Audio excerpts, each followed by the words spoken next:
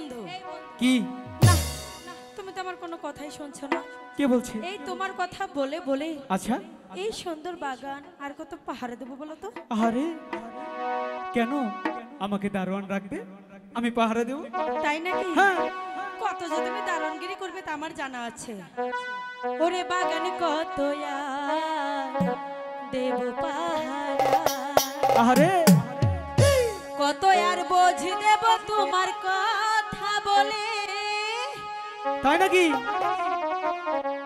ওই আমার লক্ষ টাকার বাগান খাইতে